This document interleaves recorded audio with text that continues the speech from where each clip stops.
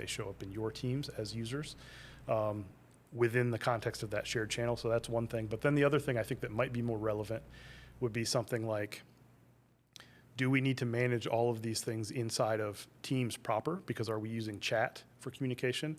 Or might we have a team for some of it, for maybe some communication level of it, but then one or more SharePoint sites, just standalone SharePoint sites that could then allow external access, so guest access.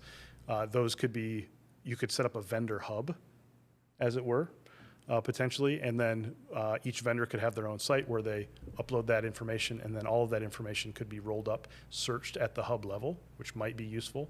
But then any or all of those SharePoint sites then could be added inside of Teams as a separate tab.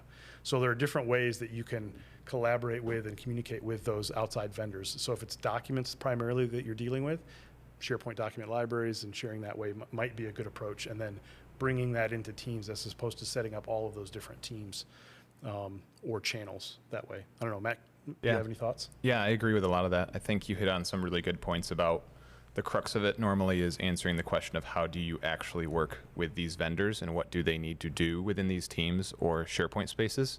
So I see Matt's already talking about we have one team that a lot of people kind of play in and access, whether that's to get resources or documents or chat or do a variety of functional things. If you can break that apart and parse some of that out, you may be able to identify a need for a separate team or additional teams that are maybe more involved for some of the vendors or do some more of the business operation based things. But I think a lot of times I run into scenarios where it is helpful to have a hub of resources where generally all the vendors have some level of access to in that space to just make it easy to share out content that may be less sensitive. So I think a lot of people approach this from many different angles. The security and the access is definitely one of the big important ones. So instead of just assuming your 12 vendors need 12 sites, if some of them can kind of share the space, then you can kind of get away with creating fewer sites, which means less for you to manage maybe. But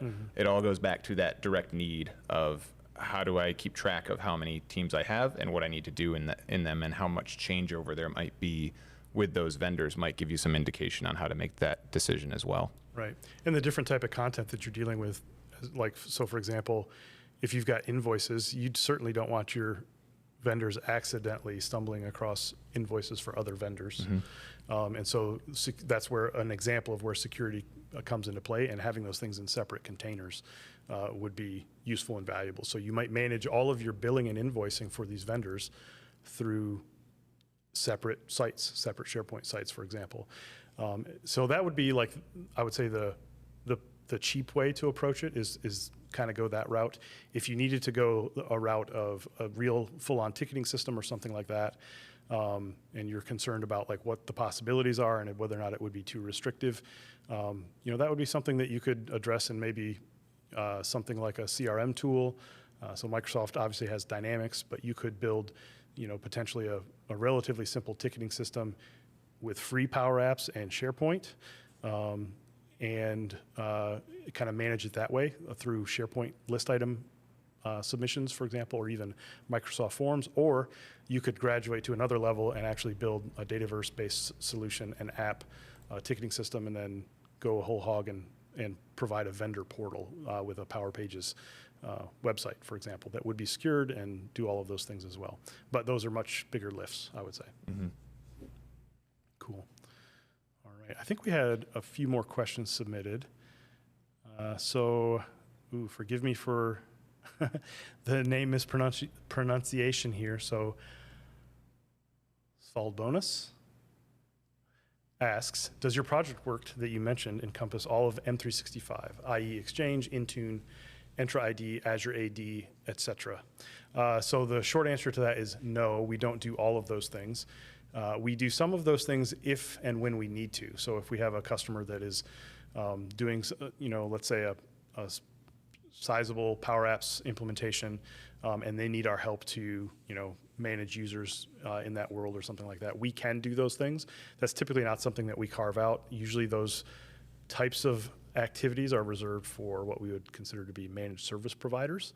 And we would usually recommend, we actually have some managed service providers that we might recommend to you for those types of things. That doesn't mean that we can't do those things. It's just not something that we like to spend a lot of our time on. We typically like to, solve problems with software and communication tools and strategy, as opposed to just being a button pusher, if you will. But yeah, so hopefully that answers that question. One more question submitted by Terry Morgan. This is a SharePoint one, maybe. Yeah. Terry says, I'm working on updating SharePoint sites, also includes creation of teams, for both the organizational team I am on and the organizational department in which my organizational team sits. Can you give me some guiding principles on when there should be a separation and when there should be collapsing items, thinking document library, for example, into one site? And can you share some good principles on how to clean up and consolidate multiple SharePoint sites across our department? Okay, this sounds like a good one for you. Yeah. Yeah.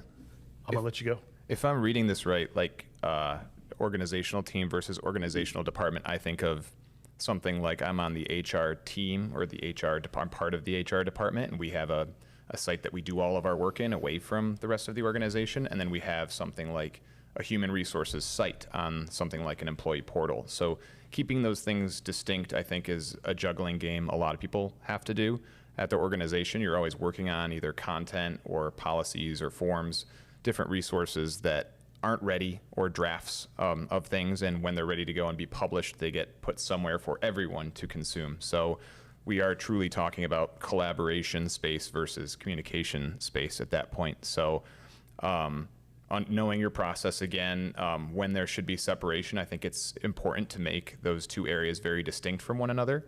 You don't want to add the whole organization to your private team, where there's only a handful of people working on stuff, whether it's leadership or specialists, and then another place where you can kind of go work on your stuff. So it's just some good principles off the top of my head. Again, separating those things and making them very aesthetically different. We do have like an HR or a portal team that works on our portal at Bulb Digital, and then we have the SharePoint sites that our employee portal sits on. So those are named different things. There's maybe different icons, potentially different owners, and we have different meetings within teams that are associated to those sites and those endeavors. So that kind of keeps the distinction. So I know if I'm just working on the portal and publishing content versus working with Mike on what we're going to publish for the next month. That's one example that I see.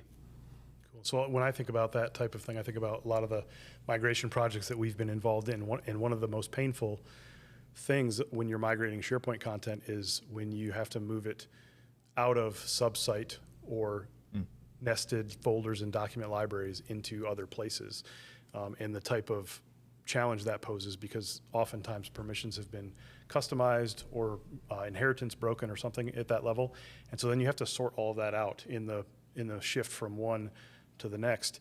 And so if you think about it in those terms and you're thinking ahead, I always look at that and I say, well, is there a chance in this organization that I'm going to want to rearrange that content as it relates to other content in the organization? So this is one of the, like Microsoft pushes flat architecture when it comes to SharePoint. So where you can separate those containers for security reasons, you create separate site collections. And what that allows you to do is then you can hub them together in a single intranet site, a communication site, for example. And then anytime the departments get rearranged, you can simply move those things around in the navigation or plug and play those things into other hubs without having to actually migrate content and worry about permissions and all of that kind of stuff. It gives you a really easy way to do that. So if you're thinking ahead, that can point to some good reasons to create that separation. Good question. So I think I see Matt Gardner has a question. He has a hand raised. Can we take him off mute and see if he has a question? I think he may have a follow-up to something we previously talked about, I wonder. All right, Matthew, I think you're off mute if you want to give her a go.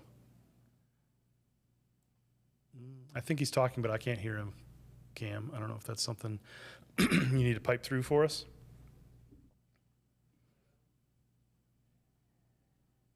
Not yet. No, we're not hearing you yet, Matthew. Oh, Terry can hear him. Oh, Terry can hear him, but we cannot. So it's a studio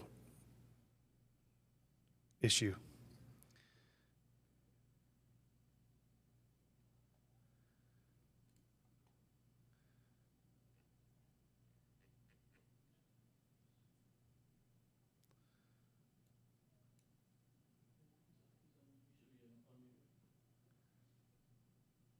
All right, Matthew, if you want to give it a go one more time. They can hear you. I cannot hear them. So while we're getting that sorted out, I'll let somebody sort that out in the background. If I hear you start talking, we'll stop. Or type it out, yeah. Yeah. Let me see. So nothing on YouTube. All right. So again, just to reset the room, we're here to answer any questions you have related to Microsoft 365, technical or strategic. We like solving all of those problems. We tend to like the more strategic questions a little bit better, but it's all good stuff because that's what we like to do. We're here to help.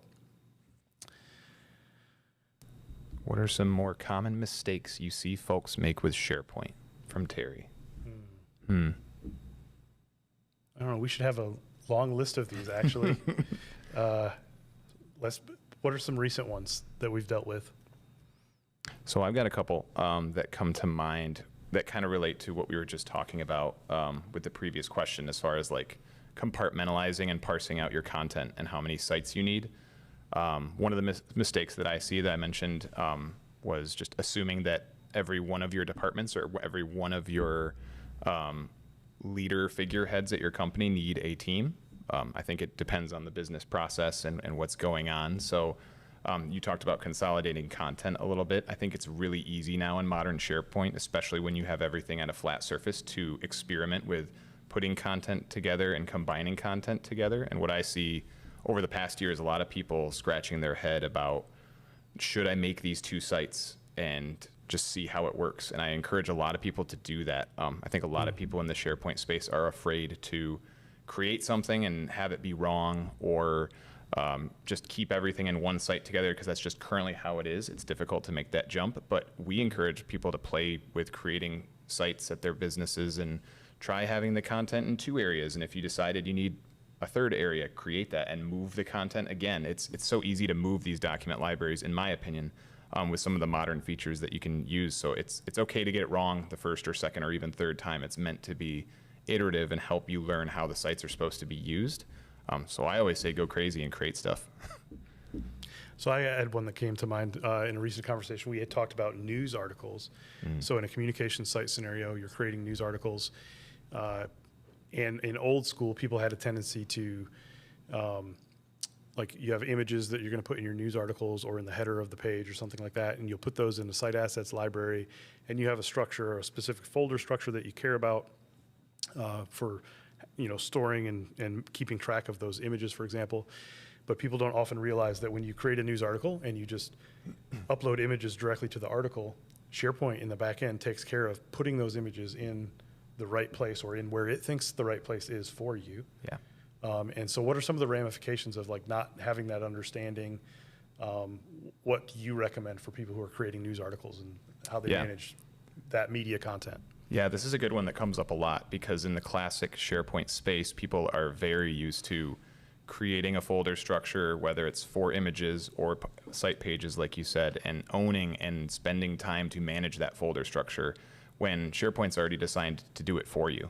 It wants to help you do that for both pages and images. So at the first roadblock, you're just spending time managing it on your own, when SharePoint will do this for you automatically if you're aware of it ahead of time. So when you create pages in your site pages libraries across SharePoint, it puts them in the root of the site pages library, which is kind of new. They've kind of removed the folder functionality from site page libraries. You can turn it back on, but we recommend people just create stuff and keep it flat in their page library structure. Everybody can see their stuff that they've created. I believe it's grouped by the author of their pages, and just leave it that way. That way, when people move pages on you, links to those pages that you may have put in your sites don't break, or they don't dynamically change.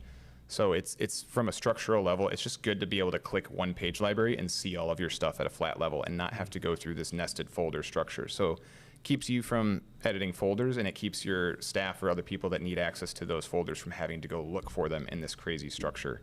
It doubles down for images, because when you add images to a page that you're working on, it will go put them in your site assets library where your images are stored. And that is done through creating a folder named after the site page.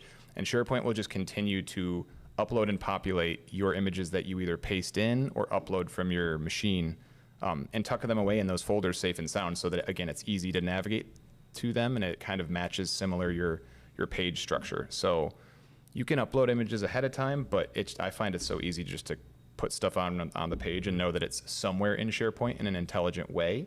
And then the benefit of that is that you know where that image is. You can always update that image and update it across SharePoint as well, because it's using that destination or that path that it put that away in a nice way for you. Yeah, so Terry asked a follow-up question, which is a good one. She's asking if we're talking media on the SharePoint site rather than photos that we're just storing. For example, we have tons of photos regarding the properties we own, but these photos are not necessarily being used as artwork for our SharePoint site. So we are talking about photos or images that are being used on SharePoint pages.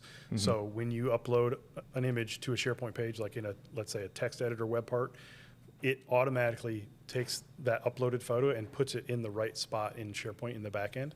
And so you kind of don't have to think about it, but you should be aware of what it's actually doing. I think is kind of our point. And then the other thing I was going to add to your statement about things aren't in folders anymore, the solution for things not being organized in folders, which is what most of the world is used to up until this point, is metadata. So author, for example, the creator of the content is part of that metadata. But in the case of news, you're going to have things like topics and types and things like that, some just built-in metadata fields. And the intent there is that you flesh out that metadata because it becomes more useful for things like search and even some of the AI tools now and things like that. And then you can always manipulate the views that you're looking at your library or your list from in order to see the things or find the things that you're looking for. So you can create views for, you know, all of the HR related pages, for example. And that's a way to navigate to see and administer your HR pages as opposed to having an HR folder with maybe subfolders within it.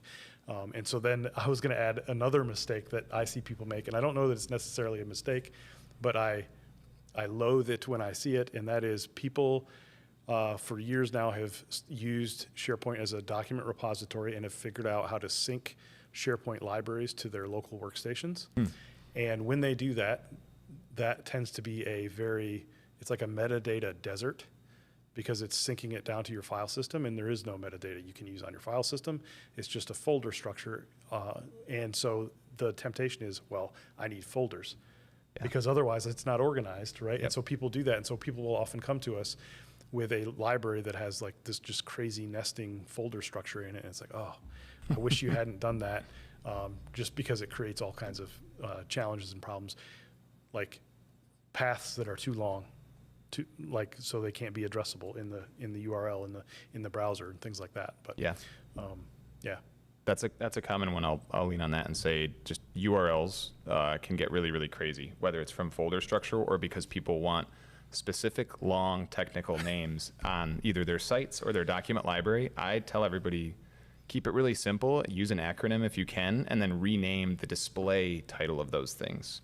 So all of my sites are usually 4-letter acronyms or word-word, and then I type in the site title and change it what I want it to be. That's more introductory to what the site is actually doing. Which, by the way, that's why there's a title column on document libraries that people usually never fill in. They always fill in the file name because that's always there, but nobody thinks to fill in the title. And that gives you that ability to have something that's human readable and user-friendly while still having some sort of technical standard in the file name itself, if that's a necessity. Okay. I don't see any more questions. Oh, there might be one in YouTube. All right, so I think I need better glasses, y'all. I'm getting old. Can you read it? Our YouTube chat, that bottom one. Oh boy, I don't know the name. Deleting audience. Can you zoom that in somehow? That'd be great. Yeah. Or throw it in the chat. That works too. There he goes. I think Mitch just submitted.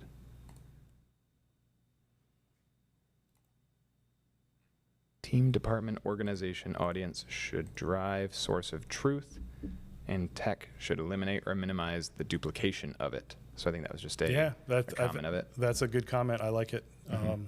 That speaks to the business case, the use case, and it speaks to the technical team being able to support that use case. I think that's spot Yeah. on. I have a tip for this because we were just talking about images and uploading stuff, and people don't realize sometimes when you add an image to a page, it'll upload it for you, and maybe you've already uploaded that image.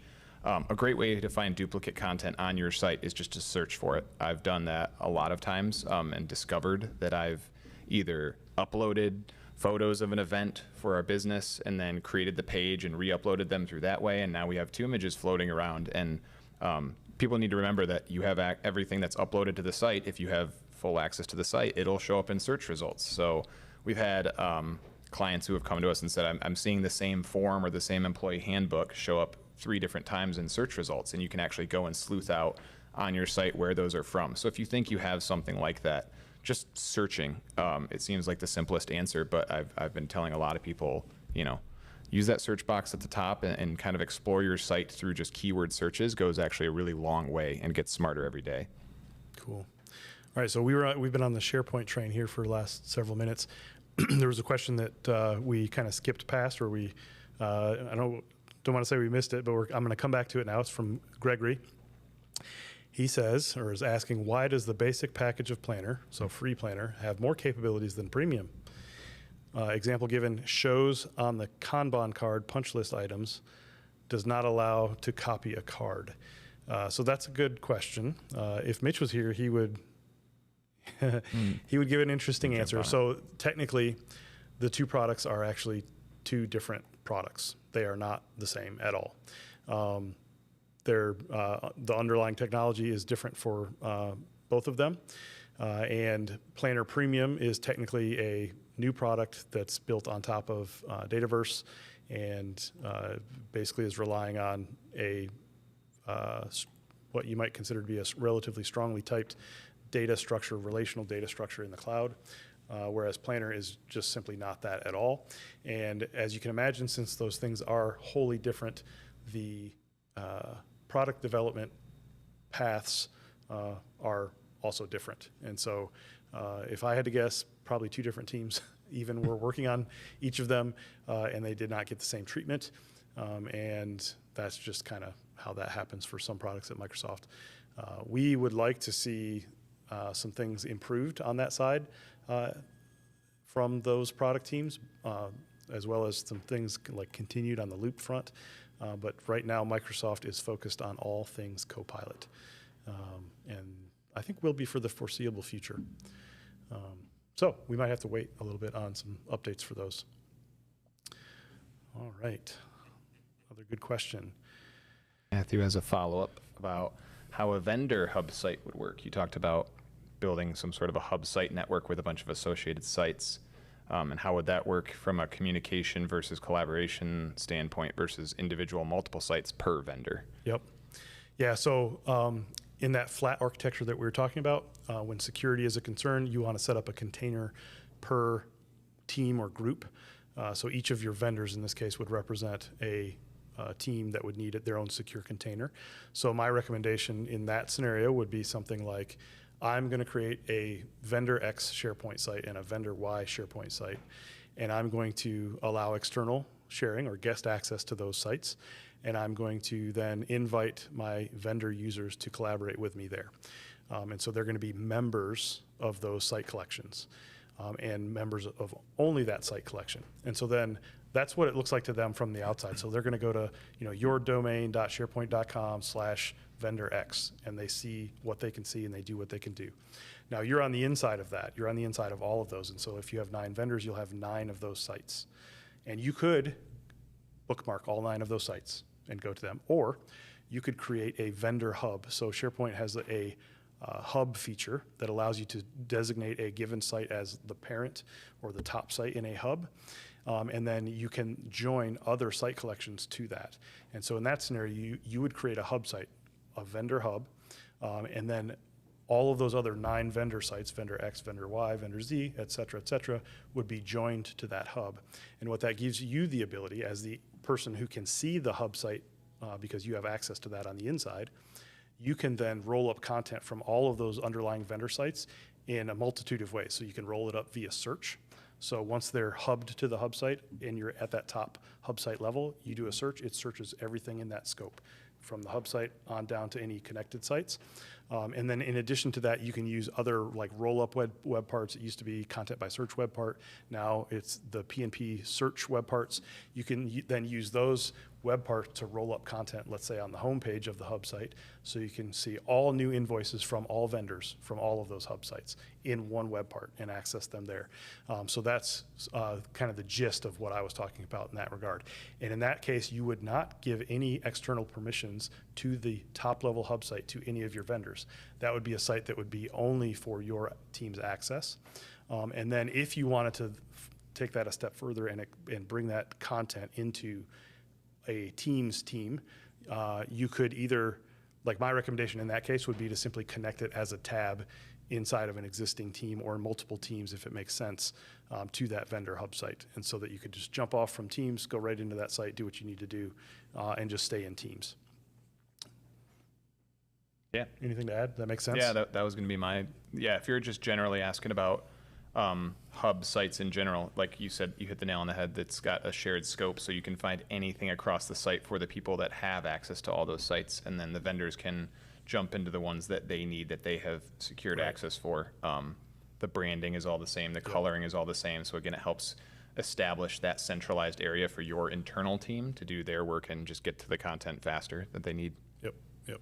Yeah, and you can, all kinds of use case scenarios like dashboards, new invoices, new whatevers, open tickets. Like I could think of all kinds of things at that parent, that hub site level that you could use on the inside in order to like manage the workflows for those vendors. Good question. Yeah. Cool. All right, so I'll pause for a few minutes. We got about 15 minutes left. And so if you have a question that we haven't answered yet, feel free to post it in the chat, either in YouTube or on the team side. We're happy to answer. I think while we're waiting for other questions, and we got the SharePoint expert here, I'm gonna pick your brain. Yeah. I'm gonna say, what are some interesting little like tips or like pro tips or something like that that are relatively new to SharePoint that you think would be valuable for folks out there? Ready to go. Cool. Well, the stuff that I've been reading up on lately is a big buzzword that's been going around for SharePoint agents. That's one of the newer features that have come out this year. So if you've been familiar with Copilot, agents is kind of like a sibling or a branch off from what Copilot is, and it's now in SharePoint. So every SharePoint site that you create in modern today comes with a default SharePoint agent. It's kind of like I think of it like a helpful little chat bot, but it is a way, an agent that you can speak to, use simple language to go get content or go search your site for you and give you more intelligent answers. And then you can take it a step further and do all sorts of things like automate workflows and doing a lot of AI-based stuff. So I know people are still kind of getting into the AI scene a little bit, and people are kind of squinting their eyebrows at Copilot in general and what AI can do. But agents, I think, are Microsoft's answer to how to better control and manage AI.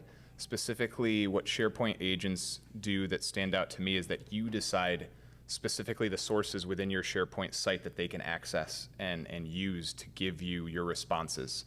So you can do this on the site level, just have your default SharePoint agent answer questions or be accessed by your site visitors to answer questions about what's in documents or what's in lists or libraries and get information that way.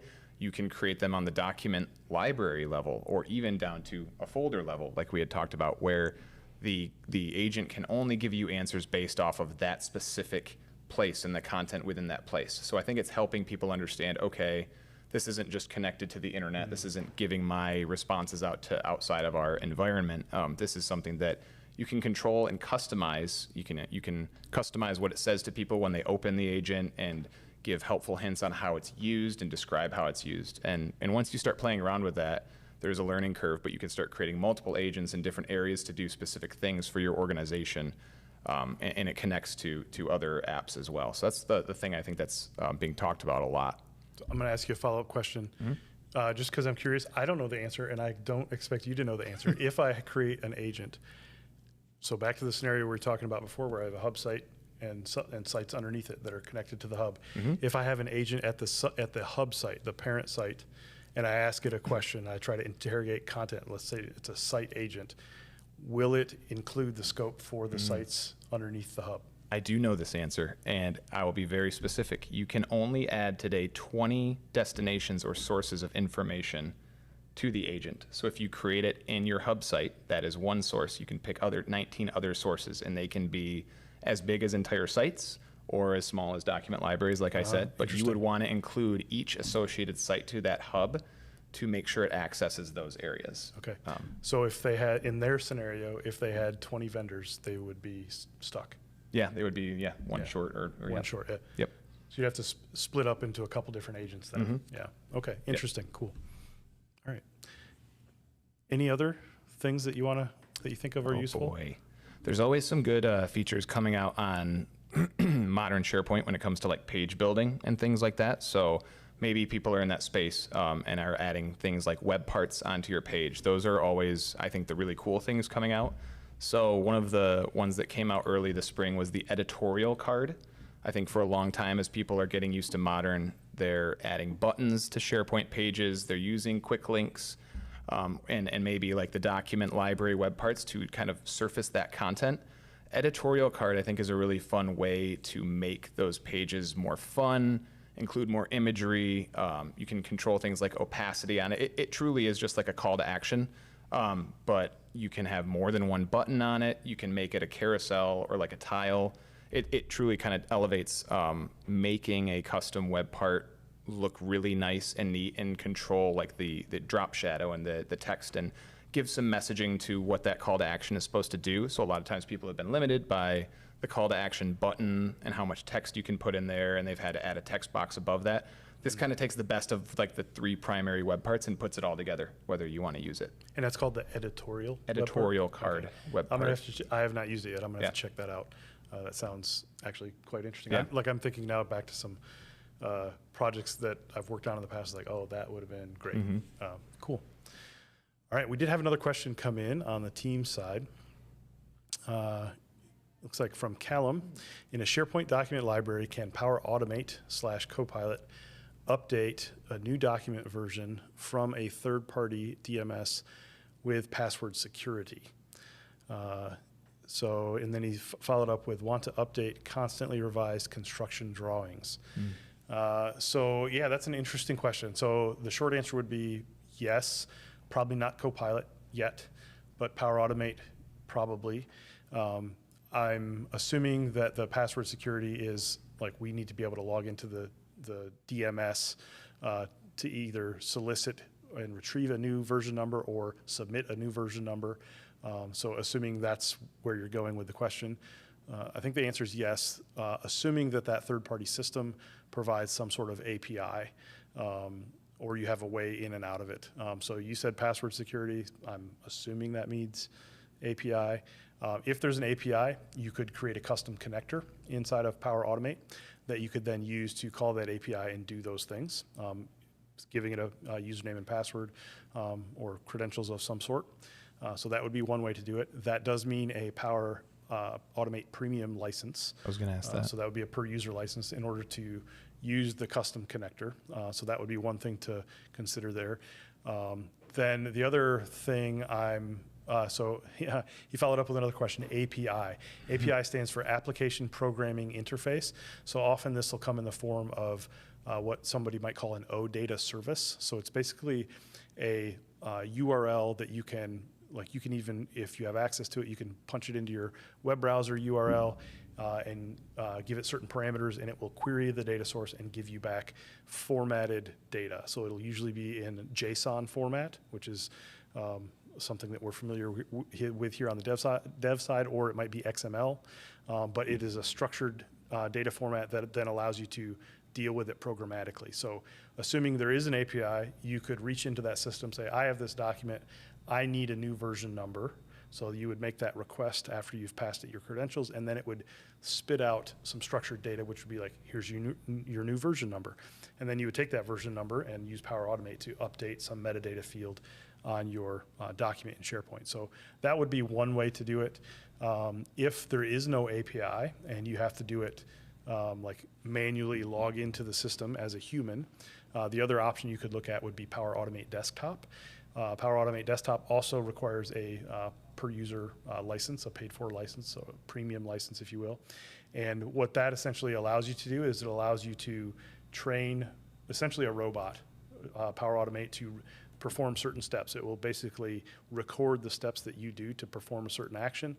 And so then in theory, you could train the robot, this automation, to log into the system, the third-party system, do a thing, upload a document, get a version number, whatever it's going to do, and then return some result from that and do something else with it. But I think that would be a little bit trickier depending on what that third-party system is and how dynamic the process needs to be, right? Assuming a different document each time, and so on and so forth. So the follow-up question is that Callum has is, would that update the document library with the new document? It certainly could. Yeah. I probably don't know enough about your process to know for sure what you're trying to do, but like in theory, yes, absolutely. You could pull a document from that system and upload it to SharePoint without issue. And then SharePoint changes that version history number. Yeah, it depends on where you Usually drive your, automatically. if you're doing mechanical drawings, oftentimes the SharePoint version numbers aren't sufficient because often on the mechanical side of the world, the version numbers actually mean something. There's different parts of the numbers that mean, you know, this version, this revision for a certain year, for example. And so that's something that you don't necessarily have control of with the out-of-the-box version number in SharePoint, but certainly there are ways to do that. That's another thing I see with SharePoint files is there is version history built into SharePoint, but it's not in the URL or the file name. And people usually include those version dates or those changes or hints of those things in the file name. So SharePoint is meant to be used where you upload the same file name to overwrite the file every time. And then SharePoint will store those versions and you can always go back to them. But if you've got people that are sending you title/rev 2024, you know, and then they give you 2025, those are updated as new document items in SharePoint unless they have the same file name. Yeah. So he also followed up with basically a statement that of the objective, which sounds like it's keeping a current construction document library regularly updated. So that tells me the third-party system is the drawing management system. That's the source of truth, and it has all of the different versions of your construction documents in it, and you just want it to spit out the current or most recent version of every one to get picked up by SharePoint and then stored in SharePoint. So generally, yes. I just don't know what that third-party system is capable of. Something, I don't know if you can still do this, but something you used to be able to do is you used to be able to email a document to SharePoint.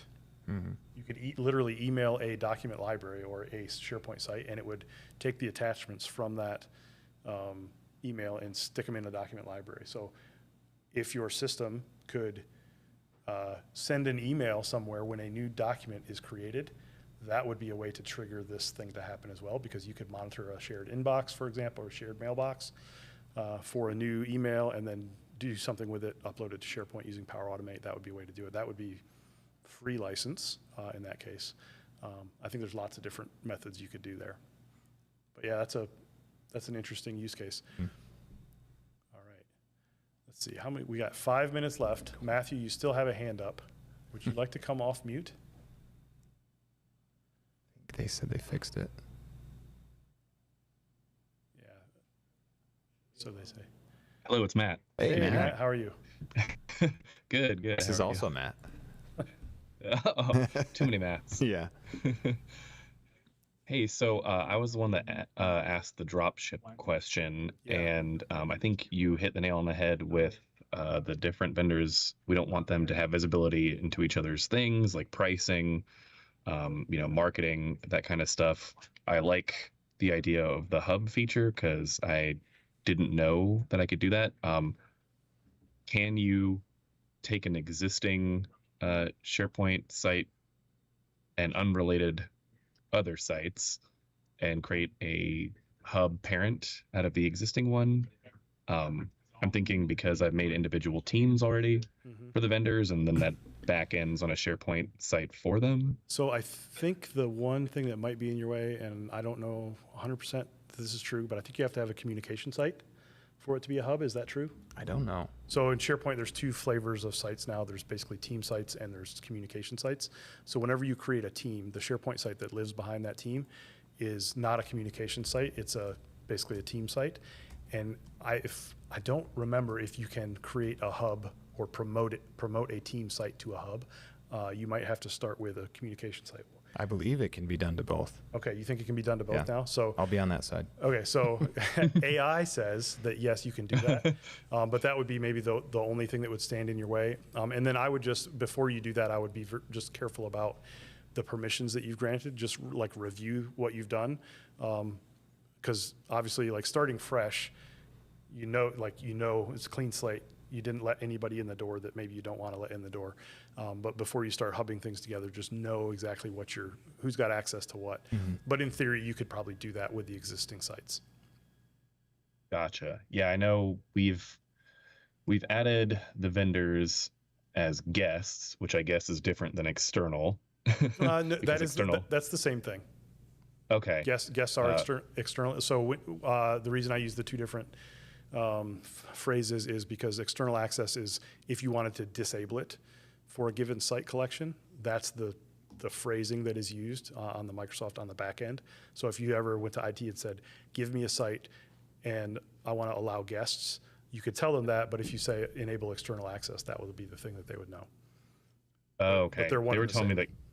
that guests we've created like an account for them, like a temporary account in our tenant, and then external was it's like B2B trusted or something. So there is an upgraded level of, and maybe that's what that means to your IT team. You can set up a B2B trust. And so earlier in the conversation, I talked about shared channels. And so that's what a shared channel is from Teams. You can create a shared channel. In that case, you set up that somebody on your IT side sets up that B2B trust, and then you can allow specific users from each side to participate in that team. And the nice thing about that is that channel shows up in their teams, like assuming you own the channel, just like you're in their teams, just like you're one of them, and vice versa. So that's the nice thing about that. It can be really, really nice, but it is a little bit, it's got a barrier to entry because you got to get IT involved, and then you got to get people to agree that they're going to trust each other. And right, you're creating one more thing for the IT team to manage going forward. Gotcha.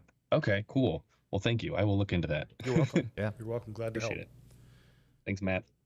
No problem. Hello, Matt. All right. Well, we pretty much made it the full hour. Yeah. So I'm gonna sign us off. I don't think there's any new questions. Thank you for joining today. Yeah, it was good. And thank you, Cam, for solving all of our technical problems. Shout out to our currently on vacation staff member, Mitch, who chimed in to help with a couple of those technical issues. So thanks to everybody involved. We are glad to see you all on today's call. It was awesome to fill it with questions. Glad to see that.